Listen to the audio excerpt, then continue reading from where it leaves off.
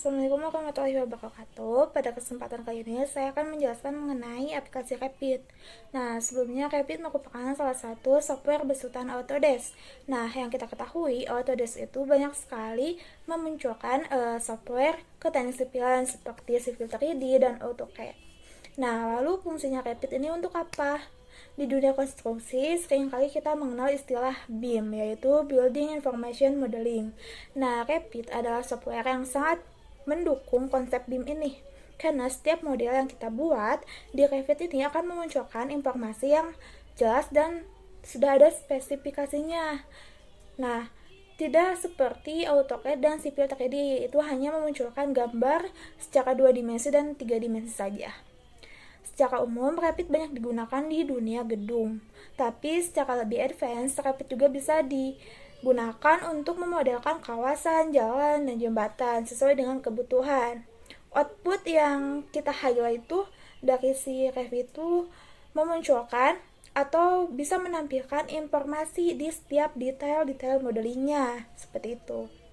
Nah, dari model 3 dimensi itu juga ada 2 dimensinya, seperti software sebelumnya ada dinding lantai, atap, potongan, detail, hingga ke struktur sampai ke tulangan.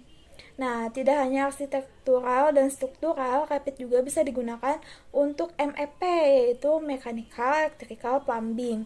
Seperti kita memodelkan sistem plumbing bangunan. Nah, dari model yang sudah dilakukan oleh Rapid, kita bisa mendeteksi apakah terjadinya clash detection atau tidak.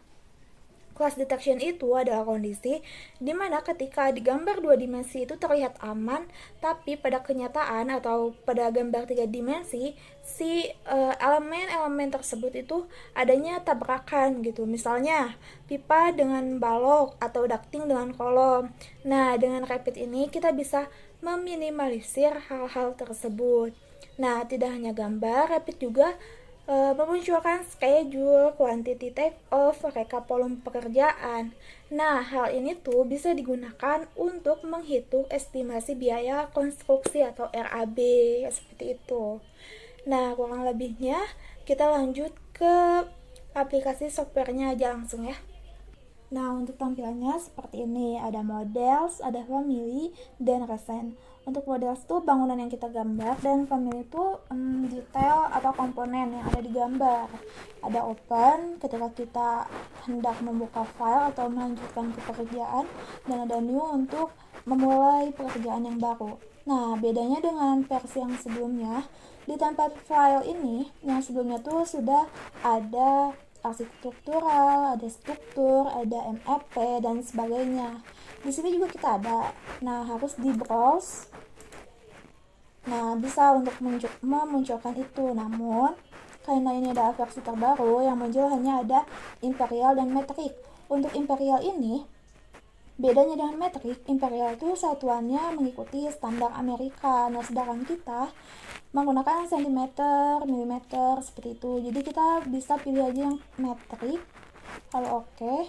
Nah, teman-teman di sini bagian atas seperti biasa ada aplikasi menu, ada shortcut juga di sini. Lalu ada tools bar mengenai arsitektur lengkap, wall, door, window, komponen, kolom, roof, ceiling, floor. Ada struktur, beam, wall, kolom, floor, truss, brace. Ada steel, ada precast, ada sistem, ada insert tentu aja, ada annotate, ada analyze, ada missing insight, ada collaborate. Nah, bedanya juga di sini tuh ada collaborate, di mana ketika kita melakukan pekerjaan secara tim menggunakan file yang sama, itu bisa menggunakan fitur ini. Terus ada view untuk tampilan 3 dimensi dan section, ada manage, ada add-ins, dan ada modify.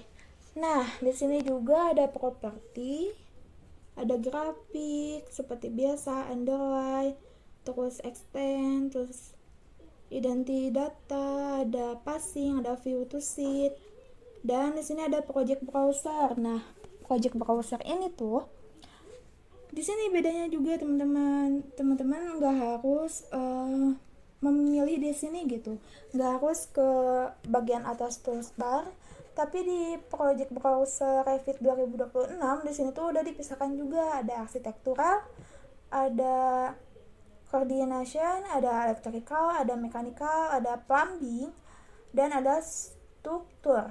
Nah, di sini juga ada agenda, schedule, sama ada sheet-nya juga. Ada family, groups, dan rapid links.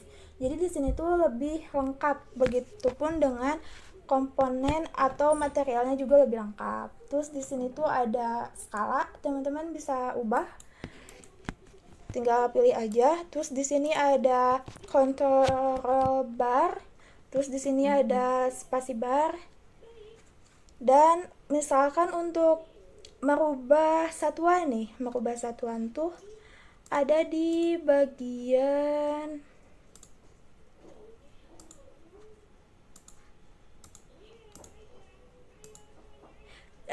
manage.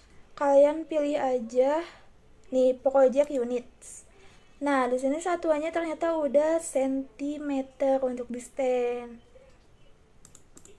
Nah, udah sentimeter. Ini bisa diubah ke desimeter, feet, inchimeter, milimeter, dan sebagainya.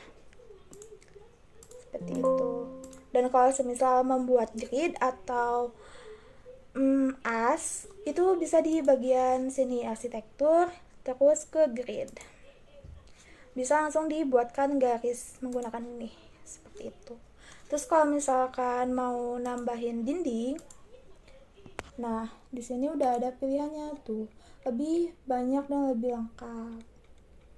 Misalkan ini, dan kita langsung ini sebagai contoh aja.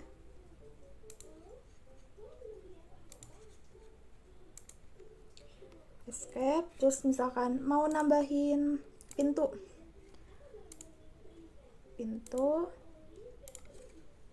Tambah di sini. Begitupun dengan jendela gitu ya. Terus kita mau lihat secara 3 dimensi. Kita pergi ke view. Terus 3 dimensi view. Nah, kurang lebih hasilnya tuh langsung muncul kayak gini. Kalau misalkan ditempel-tempel aja. Tapi kita juga jangan lupa untuk mengatur ukuran-ukuran yang sudah direncanakan atau ditentukan. Nah, sekian video dari saya. Semoga bermanfaat. Mohon maaf apabila ada kekurangan. Wassalamualaikum warahmatullahi wabarakatuh.